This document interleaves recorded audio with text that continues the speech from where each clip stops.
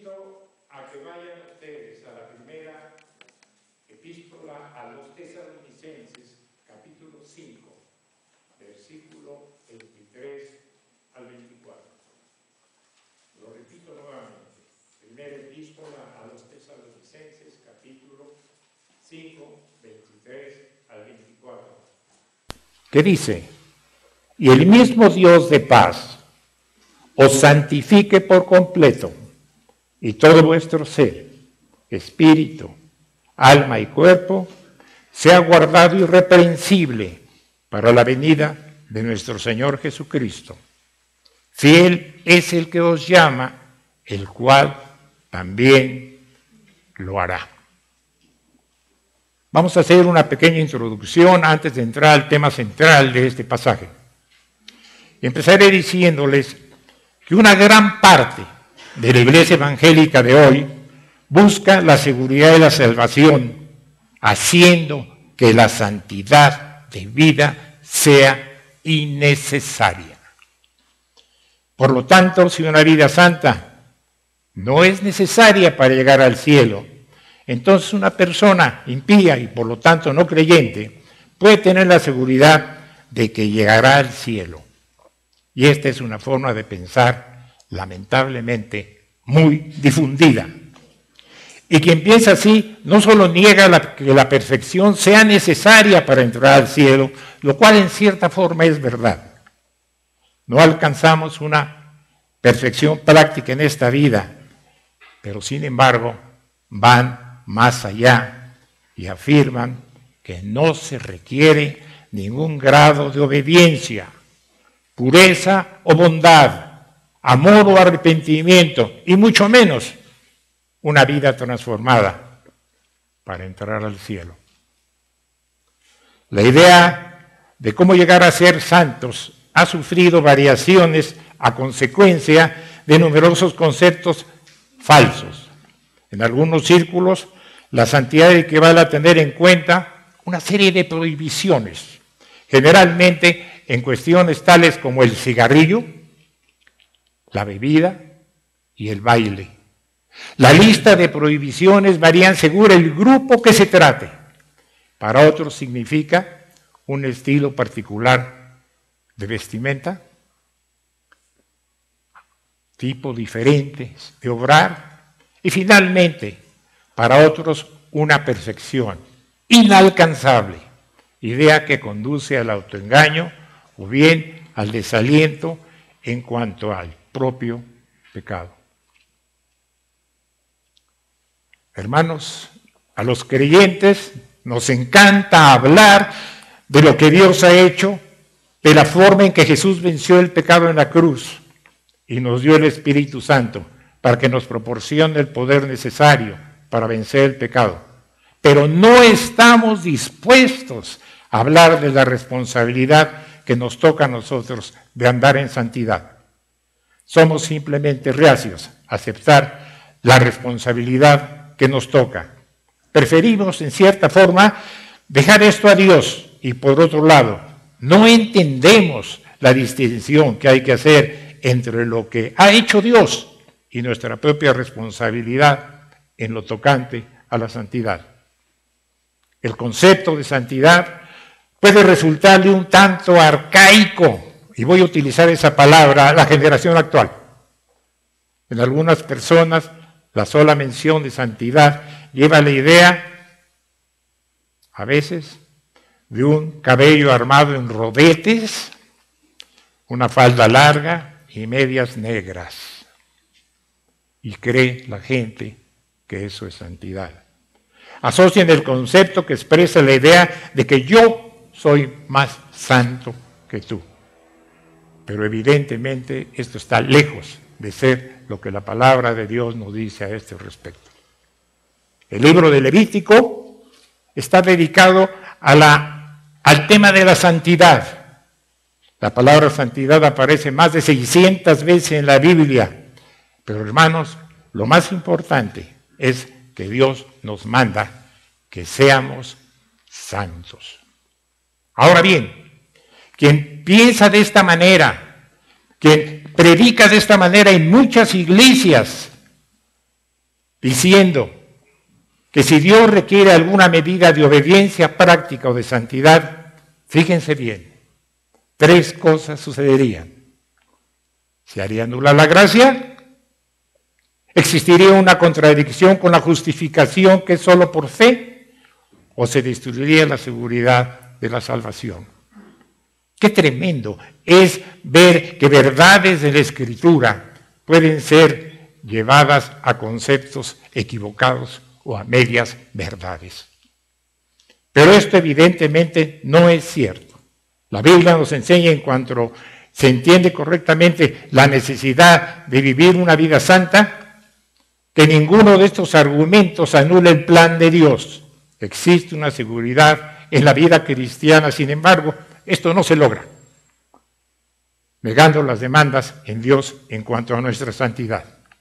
Por lo tanto, aclararé estos 3 argumentos en forma bíblica, para que, luego, ante todo, conozcamos y veamos que no es esta la manera en que la Escritura nos enseña nuestra necesidad de ser santos. El primer argumento habla de una necesidad que Dios nos demanda de una vida santa, pero que no anula la gracia. La esencia de la doctrina de la gracia es que Dios es por nosotros. Se basa enteramente en el perdón por gracia y demuestra el poder de esa gracia, como nos lo expresa la primera epístola a los Corintios, capítulo 5, versículo 10, donde el apóstol Pablo dice: pero por la gracia soy lo que soy, y su gracia no ha sido en vano conmigo. Antes he trabajado más que ellos, pero no yo, sino la gracia que es conmigo. La gracia, por lo tanto, hermanos, no solamente es el perdón de Dios que pasa por alto nuestra maldad, sino también es el poder que produce nuestra bondad. Si Dios dice que es necesario por gracia, no anulamos la gracia estando de acuerdo con Él. Pero veamos nosotros algunos pasajes de la Escritura que nos llevan a entender que la gracia, la salvación, la santificación que Dios requiere de nosotros no es algo optativo. Vayamos nosotros a 1 de Pedro, capítulo 1, versículo 15 al 16, que dice: sino como aquel que os llamó es santo, sed vosotros santos en toda vuestra manera de vivir, porque está escrito: sed santos, porque yo soy santo. Este llamamiento de Dios nos muestra que el verdadero motivo para la santidad es ser santos, porque yo soy santo. Hermanos, es ser como Dios es. Es tener una disposición, una voluntad, un carácter como el de Dios. En Cristo la santidad de Dios apareció en un ser humano. En su ejemplo, en su mente y en su espíritu tenemos la santidad de Dios invisible, expresada en la vida y la conducta humana. Ser como Cristo es ser como Dios. Y ser como Cristo es ser santo, como Dios es santo. El segundo ejemplo que puedo yo mostrarles es la primera epístola a los Corintios, capítulo 1, versículo 2. Primera epístola a los Corintios, capítulo 1, versículo 2, que dice: a los santificados en Cristo Jesús, llamados a ser santos, con todos los que en cualquier lugar, en este caso se refiere a su pueblo, invocan el nombre de nuestro Señor Jesucristo. Hermanos santos en Cristo. En estas 2 frases tenemos tal vez las palabras más maravillosas de toda la Biblia. Santo, la palabra de insondable significado, la palabra en la cual se cierran todas las perfecciones de Dios y de la cual es manantial su gloria. la palabra que revela el propósito de Dios con respecto a nosotros. Y el que habla de lo que será la suprema gloria del mismo en la eternidad futura, ser partícipes de su santidad.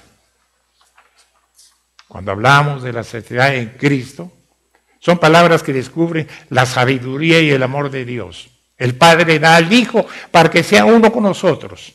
La respuesta de Dios a todas nuestras oraciones. Su provisión para todas nuestras necesidades, que en Cristo tenemos una garantía de gloria eterna. Vayamos a un versículo más. Primera de Tesalonicenses, capítulo 4, versículo 3. Pues la voluntad de Dios es vuestra santificación. Hermanos, en la voluntad de Dios, su sabiduría y poder van juntos. Su sabiduría decide y declara lo que debe ser y su poder garantiza lo que será. Dios de manera determinante ha deseado nuestra santificación. Por lo tanto, el fundamento de ella es la voluntad de Dios y la ha llevado a cabo en todos aquellos que se someten a su poder. Debemos procurarla no solamente como la voluntad divina, sino como una revelación de que Él mismo obra en nosotros. Ser uno en la voluntad de Dios es ser santo. En la vida de santidad todo depende de la correcta relación con la voluntad de Dios. La voluntad divina es, en cada una de sus partes, nuestra santificación.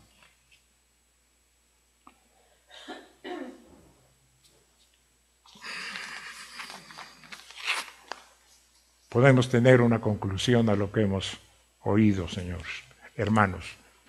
Dios nos habla de una santidad ordenada. El segundo argumento que debemos conocer a fondo es la necesidad de una vida no contradice la justificación solo por fe. Hermanos, sabemos que todos los pecados del pueblo de Dios, pasados, presentes y futuros, son perdonados por la muerte de Cristo en la cruz, de una vez y para siempre. La gracia solo puede ser recibida por la fe.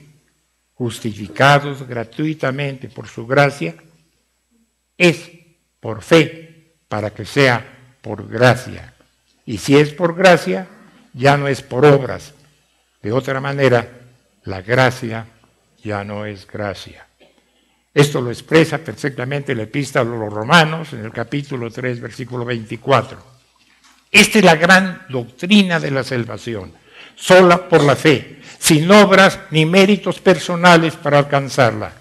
Volvamos a lo que el apóstol Pablo nos dice, porque por gracia sois salvos por medio de la fe, y esto no es de vosotros, pues es don de Dios, no por obras, para que nadie se gloríe, como lo expresa la epístola a los Efesios, capítulo 2, versículo 8 y 9. Hermanos, esta justificación está basada en la muerte de Cristo por nosotros. Es el fundamento de la santificación.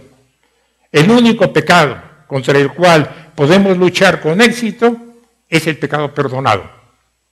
Sin la justificación de una vez y para siempre a través de Cristo, la única cosa que nuestra búsqueda de santidad produce es desesperación y autojustificación. La justificación de Dios no hace que la obra santificadora sea optativa. Lo hace posible. La Biblia no dice que el perdón permite que la santidad sea optativa. El perdón la hace posible. Lo que pretendo hoy es mostrarles que el Dios que justifica también santifica. Es por eso que la justificación y el proceso de la santificación siempre van juntos. Ambos vienen de la misma fe. La perfección llega al final de la vida cuando morimos o cuando Cristo vuelva, pero la búsqueda de una vida santa comienza aún cuando nuestra fe es muy pequeña. Esta es la naturaleza de la fe salvadora. Encuentra satisfacción en Cristo y quita las satisfacciones del pecado. El tercer argumento es que la necesidad de una vida santa no destruye la seguridad de nuestra salvación. Fíjense bien, la mente humana podría razonar de esta manera. Si se requiere alguna medida de santidad, y esa medida no se puede cuantificar en forma precisa, y si no podemos decirnos cuánta se necesita, entonces este requerimiento siempre me dejará inseguro. Si tengo suficiente, así que cualquier requerimiento de santidad u obediencia destruye la certeza. Esto es lo que se está enseñando en muchas iglesias, que no hay seguridad en la certeza de que al final el Señor nos llevará a una vida eterna. Pero realmente esto no es el razonar de la Biblia, ya que nos muestra repetidas veces que existe una santidad sin la cual nadie verá al Señor. La santidad, por lo tanto, no es optativa. Y se nos dice en Hebreos capítulo 12, versículo 14, que debemos buscarla. La santidad no es un estado de perfección ya obtenido. Se refiere al proceso de santificación que ocurre en la vida del creyente.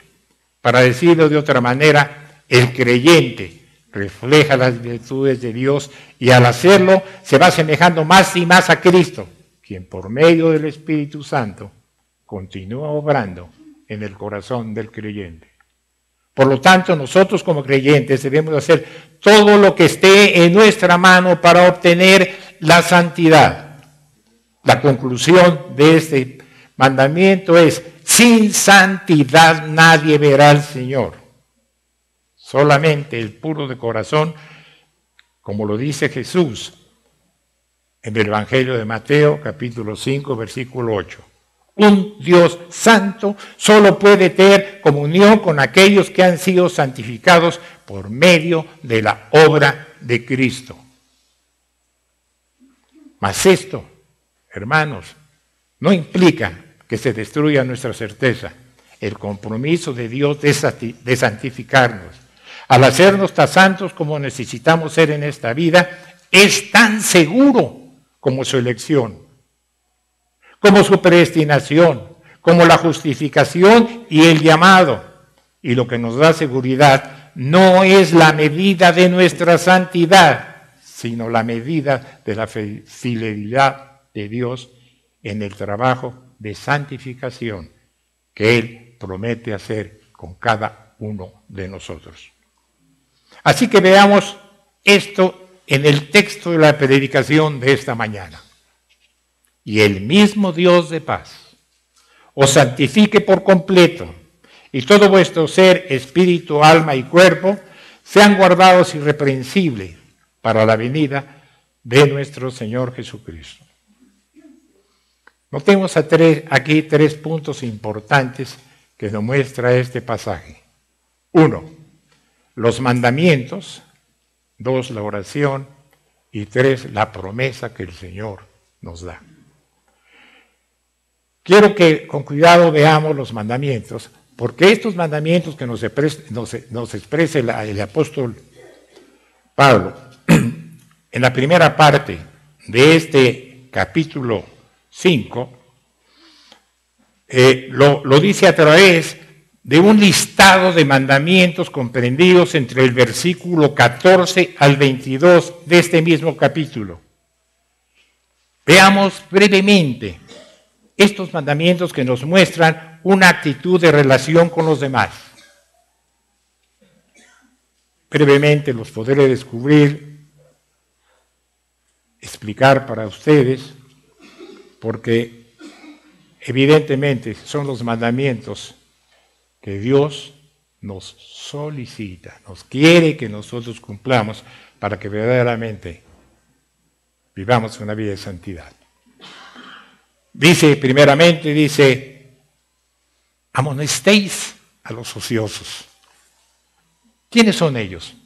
A los que salen de la raya, a los holgazanes, a los desordenados, muchos creyentes que no están donde deberían estar, que no tienen comunicación con el Señor ni con los demás creyentes, debiendo ayudar a alcanzar al perdido, y sin embargo están en un mundo haciendo lo que estiman conveniente y satisfaciendo sus propios deseos.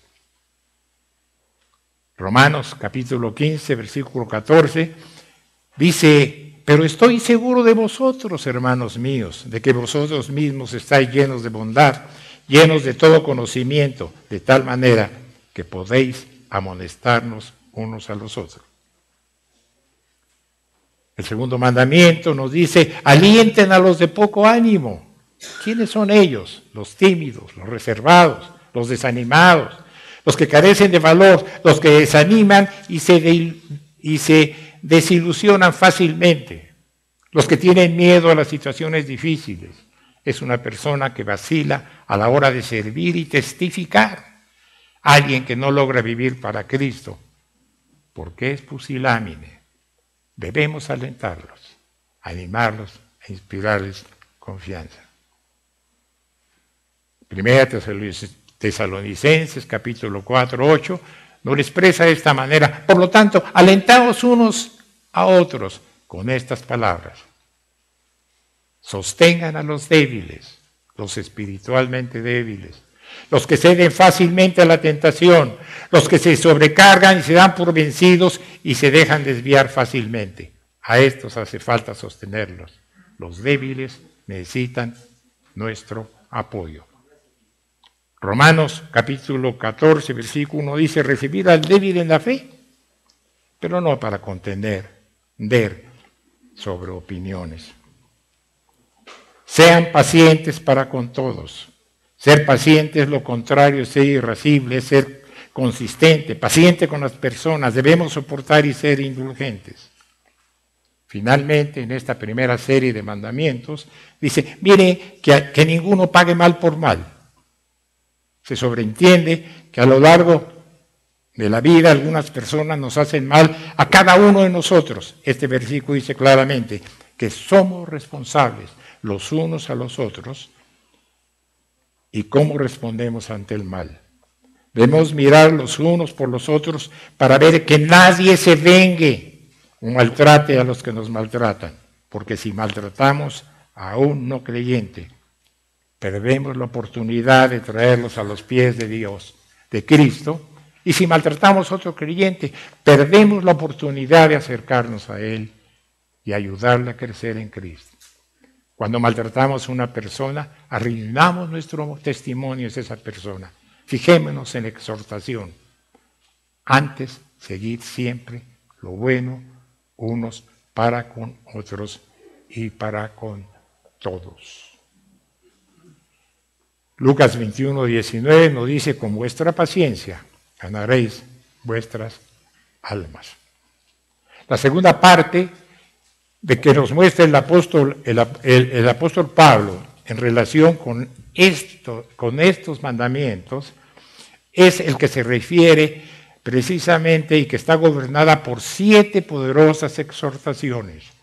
Esto es parte de nuestro trabajo en cuanto a estos mandamientos. Dice: estad siempre gozosos. Dios nos ha salvado, nos cuida, vela por nosotros. Si amamos a Dios, Él promete que tomará cualquier circunstancia y hará que obre para nuestro bien, como nos lo expresa la Epístola a los Romanos, capítulo 8, 28. Él nos ha dado vida eterna, el glorioso privilegio de vivir cara a cara con Él y servirle para siempre. El Evangelio de Juan, en el capítulo 16, versículo 24, dice: hasta ahora nada habéis pedido en mi nombre, pedid y recibiréis, para que vuestro gozo sea cumplido.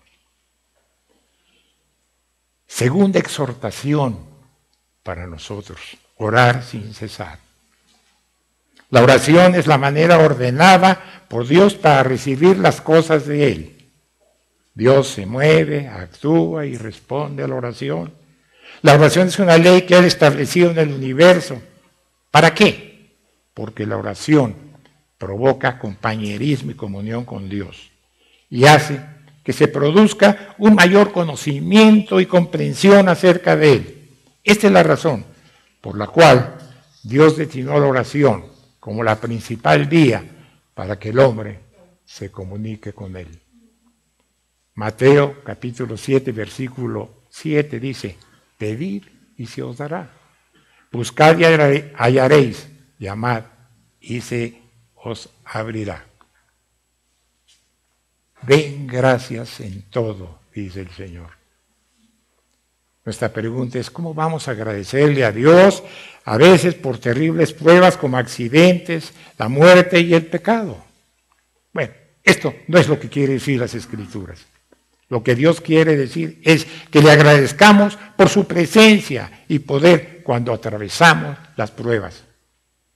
En Cristo hay victoria y triunfo sobre todas las cosas. Así que agradezcamos a Dios en todo por la victoria que nos ha dado por medio de Cristo. Colosenses 3:17 nos lo dice de esta manera: y todo lo que hacéis, sea de palabra o de hecho, hacedlo en el nombre del Señor, dando gracias a Dios Padre por medio de Él. Fijémonos en la afirmación de este pasaje. Esta es la voluntad de Dios, que nos regocijemos, que oremos sin cesar y que demos gracias en todo. Vienen después algunas exhortaciones como no apaguen el espíritu. Apagar el espíritu significa ahogar, silenciar, detener el espíritu que siempre está obrando en la voluntad del creyente para guiarle a hacer la voluntad de Dios. El creyente apaga la obra del espíritu al ignorarla, rechazarlo, desobedecerle o simplemente demorarlo. Contristar al espíritu significa afligir, agraviar, entristecer, aun cuando el Espíritu Santo es puro, santo y justo. Examinarlo todo, dice el Señor. Retengan lo bueno. Hermanos, cada persona lo que dice y debe hacerse es probar y examinar lo que no se expresa. ¿Cómo? Viviendo lo que dice y hace a través de las Escrituras. Para ello, debemos estudiar las Escrituras. La única manera de discernir la verdad del error es conocer las Escrituras. Cuando se examina una verdad, hay que retener lo que es bueno. Efesios 5:10 nos lo expresa de esta manera, comprobando lo que es agradable al Señor. Y es terminando precisamente este versículo 22, que el apóstol Pablo nos dice claramente: absteneos de toda forma de maldad. El creyente no debe tener nada, absolutamente nada que ver con el mal, ni siquiera con lo que se le asemeje.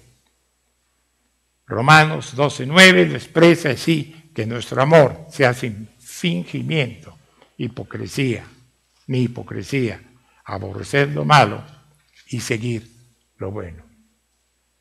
De esta manera, como lo he expresado ante ustedes, sabemos que Dios usa estos mandamientos para santificarnos. Él no dice en su palabra que nos santifica, sino trabaja con nuestras mentes. Y esta es nuestra primera observación. Entonces, en el versículo 23, precisamente en nuestro pasaje, el apóstol Pablo exhortarnos a ser santos y pedirle a Dios que nos haga santos. Y que el mismo Dios de paz os santifique por completo, y que todo vuestro ser, espíritu, alma y cuerpo, sea guardado irreprensible para la venida del Señor Jesucristo. Así que Dios no solo usa sus mandamientos, sino también usa la oración de su pueblo. Dios no solamente trabaja con tu mente para hacerte santo, trabaja con la mente y las motivaciones de otros para que oren por ti. Pero vayamos entonces a la promesa. Hemos notado los mandamientos que el Señor quiere que cumplamos, pero lo más importante es la promesa de Dios, porque después de mandarnos a buscar una santidad de vida que hemos visto en estos versículos del 14 al 22, y de orar en el versículo 23 para que Dios nos santifique, el apóstol Pablo nos muestra el elemento decisivo, que es el versículo 24. Fiel es el que os llama, el cual también lo hará. Pero dejemos esta verdad firme en nuestro pensamiento y veamos lo que expresa el razonamiento humano. Esto es muy importante. Y dice, bueno, Dios nos está mandando a abstenernos de toda maldad, de modo que depende de nosotros el llegar a sernos santos y por lo tanto no podemos tener la seguridad del resultado. Y se justifican diciendo, bueno, el apóstol Pablo está orando para que Dios me santifique, de modo que depende de la oración de Pablo y Dios puede o no responderle. Por lo tanto, el resultado no está asegurado. Hermanos, todos estos pensamientos son equivocados. No es lo que dice la palabra en el texto. La interpretación correcta continúa en el versículo 24. Fiel es el que os llama, el cual también lo hará. Este es el fundamento para nuestra seguridad plena. Pablo no dijo que tenemos que hacer innecesaria una vida santa para tener seguridad. Él dice, Dios es fiel y que Él lo hará. La clave de nuestra seguridad es que confiaremos en Él no solo por la gracia que perdona nuestros pecados, sino también por la gracia que abre el camino para superarlos. Creeremos lo que nos dice el versículo 24. Dios es fiel y Él lo hará. Ahora bien, en este versículo 23 leemos, y el mismo Dios de paz os santifique por completo. Si lo analizamos con cuidado, bien podemos hacernos una pregunta. Cuando el apóstol Pablo ora que Dios nos santifique y nos mantenga irreprensibles para la venida de nuestro Señor Jesucristo, quiere decir que Dios nos cambiará en un abrir y cerrar de ojos cuando venga Jesús. ¿O quiere decir que Él trabajará con nosotros ahora para que seamos santos cuando Jesús venga? ¿O son una oración y una promesa de lo que Dios hará en la vida de los creyentes para prepararlos para aquel día en santidad? Evidentemente que es una oración y una promesa de Dios de que hará lo que se necesite hacer, hecho ahora. Y la razón no es que la santificación usualmente se refiere al proceso de vernos santos, sino también a lo que el apóstol Pablo quiso decir en Primera de Tesalonicenses, capítulo 3, versículo 12 al 13. Y que el Señor os haga crecer y abundar en amor unos para con otros y para con todos, como también lo hacemos nosotros con vosotros, para que sean afirmados vuestros corazones, irreprensibles en santidad, delante de Dios vuestro Padre, en la venida de nuestro Señor Jesucristo, con todos sus santos. Así que lo que el apóstol Pablo está pidiendo es que Dios haga algo ahora. Es decir, que nos haga aumentar y abundar en amor. Y la meta de esta obra progresiva en nosotros es que cuando venga el fin podamos estar establecidos ante Dios en santidad, porque el amor es la esencia de la santidad humana. Y la conclusión de este pasaje de Primera de Tesalonicenses 5, versículo 23 al 24, es que nos enseña que Dios de hecho es quien santifica ahora. Lo hace a través de los mandamientos e incentivos que apelan a nuestras mentes y motivaciones. Lo hace también a través de la oración. Pero sin importar cómo lo logra, o qué tan lento sea el proceso, o cuán imperfecto nos sintamos, lo principal es que Dios lo hace y lo hará. Esa es la base de nuestra seguridad. Fiel es el que os llama, el cual también lo hará. La seguridad no se logra por hacer de la santidad algo opcional. Viene de saber que Dios es fiel. Podemos preguntarnos, ¿pero por qué la fidelidad de Dios lo compromete a santificarnos? La razón es la relación que existe entre las otras partes de nuestra salvación y la obra santificadora de Dios, que podemos ver en este versículo 24, que repito nuevamente, fiel es el que os llama, el cual también lo hará. Es como si Pablo dijera, Él te llamó, y si Él te llamó, entonces también te santificará. Eso es lo que su fidelidad significa. Y te preguntas, ¿por qué el hecho de que nos llamó significa que tiene que santificarnos?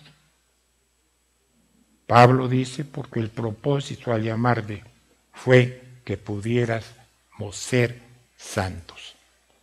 La santidad es el propósito invencible de Dios al llamarte. Él sería infiel a su propósito si solo llamara y no santificara. Es por eso lo que expresa en la primera epístola a los Tesalonicenses, capítulo 4, versículo 7. Porque Dios no nos ha llamado a impureza, sino a santificación. Quien nos ha salvado y nos ha llamado con un llamamiento santo. Quien nos salvó, como lo vuelvo a repetir, y nos llamó con un llamamiento santo, no conforme a nuestras obras, sino según el propósito suyo y la gracia que nos fue dada en Cristo Jesús antes de los tiempos de los siglos. Su propósito al llamarte es tu santidad. Él lo hará y es fiel. Pero no solo eso, el propósito de Dios en tu elección fue tu santidad, como lo expresa la epístola a los Efesios, capítulo 1, versículo 4. Según nos escogió en Él antes de la fundación del mundo, para que fuésemos santos y sin mancha delante de Él en amor. ¡Qué seguridad, hermanos! El haber sido escogidos por Dios para salvación. Escogidos desde el principio. Bien pudiéramos decir, escogidos desde la eternidad antes que la tierra fuera establecida. El propósito de Dios en tu elección fue tu santidad. Tenemos que quitarnos de la mente lo que algunos piensan respecto de que Dios escoge a unos para el cielo y otros para el infierno. Lo que Dios quiere decir en estos pasajes que hablan de su elección, y en esto debemos prestar mucha atención, es que los creyentes se fortalezcan porque Él ha asegurado su salvación y les ha dado la mayor seguridad imaginable. Esto es lo que quiere decir el habernos escogido para salvación. Dios escogió a los creyentes mediante la santificación por el Espíritu. Ciertamente, la santificación significa ser apartado, separado para Dios. El hombre tiene que ser inducido y atraído por Dios. ¿Cómo hace esto el Espíritu de Dios? El Espíritu Santo aviva el Evangelio en la mente del hombre para verlo como nunca antes lo había visto. Así el hombre entiende y percibe que el Padre ha enviado a Cristo para salvarle y darle vida. El Evangelio de Juan, capítulo 6, versículo 63, nos lo expresa de esta manera: porque como el Padre levanta a los muertos y les da vida, así también el Hijo a los que quiere da vida. Con toda seguridad, hermanos, te puedo expresar lo siguiente: el propósito de Dios en tu elección fue tu santidad. Según de Tesalonicenses 2:13 lo dice: pero nosotros debemos de dar gracias siempre a Dios respecto a vosotros, hermanos amados por el Señor, de que os haya escogido desde el principio para salvación mediante la santificación por el Espíritu y la fe en la verdad. Tu santidad es tan cierta como tu elección. El propósito de Dios en tu predestinación fue también tu santidad. Lo podemos ver en Romanos capítulo 8, versículo 29. Porque a los que antes conoció, también los predestinó, para que fueran hechos conforme a la imagen de su Hijo. Conformarte a Jesús es tan cierto como el propósito de Dios en la predestinación. El propósito de Dios en la muerte de su Hijo fue tu santidad, como lo expresa también la Epístola a los Efesios, capítulo 5, versículo 26. Así como Cristo amó a la iglesia y se dio a sí mismo por ella para santificarla. El hacerte santo es tan seguro como el propósito invencible de Dios en la muerte de su Hijo. Lleguemos a conclusiones, hermanos, en esta mañana. Al elegirte, su propósito fue tu santidad. Al predestinarte, su propósito fue tu santidad. Al morir por ti, su propósito fue tu santidad. Al llamarte, su propósito fue también tu santidad. Así que solamente podemos decir con Pablo en este versículo 24, fiel es el que os llama, el cual también lo hará. Él te santificará, sino aquel que te escogió es fiel y lo hará. Aquel que predestinó es Él y Él lo hará. Aquel que envió a su Hijo a morir por ti es fiel y Él lo hará. La salvación viene a través de la santificación y de ninguna otra forma. Veamos Romanos 6:22. Finalmente, mas ahora que habéis sido libertados del pecado y hechos siervos de Dios, tenéis por fruto la santificación, así como la vida eterna. Amén. Demos gracias al Señor por su palabra de esta mañana. Inclinemos nuestro rostro. Bendito Señor, que diste tu cuerpo para llevar nuestros pecados. Revélanos cómo puede nuestro cuerpo experimentar el poder de tu maravillosa redención. Deseamos ser santos en cuerpo y alma para el Señor y honrar el templo del Espíritu Santo. Amén.